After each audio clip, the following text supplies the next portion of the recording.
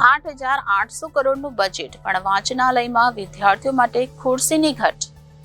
ભાજપ નેતાઓના કાર્યક્રમ માટે વર્ષે મંડપ ખુરશી પાછળ 5 કરોડ ખર્ચ કરાય છે, પણ વિદ્યાર્થીઓ માટે શાસકો ઉદાસીન, તેવું મહેશ અણઘરે જણાવ્યું હતું. આમ આદમી પાર્ટીના કોર્પોરેટર શ્રી મહેશ અણઘરે આજે સરસાણા વિસ્તારની એક લાઇબ્રેરીની મુલાકાત લીધી, ત્યારે ત્યાંની અંદરના દ્રશ્ય જોઈને ચોંકી ઉઠ્યા હતા. લાઇબ્રેરીમાં પ્રવેશતા જ જોવા મળ્યું કે વિદ્યાર્થીઓ જમીન પર બેસીને વાંચન કરી રહ્યા છે. મહેશભાઈ અણઘરે આ સંદર્ભે જણાવ્યું કે સરથાણા વિસ્તારમાં આવેલ લાઇબ્રેરીની અંદરની સ્થિતિ જોતા કકળી ઉઠાય તેવી પરિસ્થિતિની અંદર વિદ્યાર્થીઓને ભારતનું ભાવિ વાંચન કરી રહ્યું હતું. કેટલાય વિદ્યાર્થીઓની બોર્ડની પરીક્ષા એક અઠવાડિયા બાદ શરૂ થવાની છે, ત્યારે આવી પરિસ્થિતિમાં વાંચન કરતા નિહાળી મંત્ર આવી ઉઠે છે. સુરત પાલિકાનું 8,800 કરોડ કરતા પણ વધુનું બજેટ આ વર્ષે પાસ થયું છે અને 8,800 કરોડમાંથી માત્ર અમુક રૂપિયા પણ પાલિકાના ભાજપ સત્તાધીશો ખુરશી માટે ફાળવી શકતા નથી. આના પરથી એવું ફલિત થાય છે કે ભાજપ શાસકો છાત્રોના શિક્ષણ બાબતે ગંભીર ઉદાસીન છે. મહેશ અણઘરે વધુમાં જણાવ્યું કે ભાજપના નેતાઓની સભા પાછળ વર્ષે દાડે 5 કરોડથી વધુનો ધુમાડો કરતા શાસક વિદ્યાર્થીઓના શિક્ષણ પાછળ ઉદાસીન શા માટે છે? શું તેમને બાળકોના ભવિષ્યની કંઈ જ પડી નથી? બિચારા આધેડ અને વૃદ્ધો પણ આ લાઇબ્રેરીમાં જમીન પર બેસીને વાંચન કરતા હોય છે.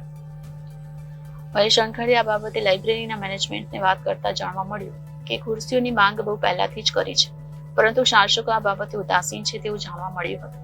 1 વર્ષથી ખુરશીની ખરીદી માટે સેન્ટ્રલ સ્ટોરને જાણ કરી છે, તેમ છતાં કોઈ કામગીરી થઈ નથી. મહેશ અણઘરે અંતમાં જણાવ્યું કે ભાજપ શાસકો ફક્ત વાતો મોટી મોટી કરે છે કે ભણશે ગુજરાત. આ પરિસ્થિતિમાં શું ખાક ભણશે ગુજરાત? નમસ્કાર, મહેશભાઈ અણઘણ, કોર્પોરેટર, સુરત મહાનગરપાલિકા, આમ આદમી પાર્ટી. 8,800 કરોડથી વધુનું બજેટ ધરાવતી સુરત મહાનગરપાલિકાની અંદર જે લાઇબ્રેરીઓ આવે છે, આ લાઇબ્રેરીની અંદર જે બાળકો વિદ્યાર્થીઓ જે વાંચવા માટે આવતા છે, ખાસ કરીને એક્ઝામનો સમય છે, ત્યારે અંદર ઉપરના જે દ્રશ્યો છે એ એટલા ભયાનક દ્રશ્યો કહી શકે કે આજના સમયની અંદર બાળકોએ વિદ્યાર્થીઓએ નીચે બેસીને વાંચવું પડે છે. બુઝુર્ગો માટેની વ્યવસ્થા નથી. છેલ્લા 1 વર્ષ કરતાં પણ વધારે સમયથી આ લાઇબ્રેરીની અંદર ખુરશીઓ માટેની માંગ કરવામાં આવી છે.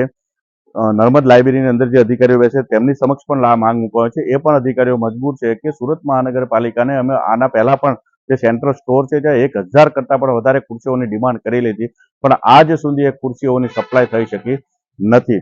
ખરેખર સુરતના જેટલી સમયથી ભારતીય જનતા પાર્ટીનું શાસન છે ત્યારથી શિક્ષિત પ્રત્યે ખૂબ જ તે એમનો જે ઈચ્છા શક્તિઓ છે એમાં ખૂબ અભાવ જોવા મળે છે.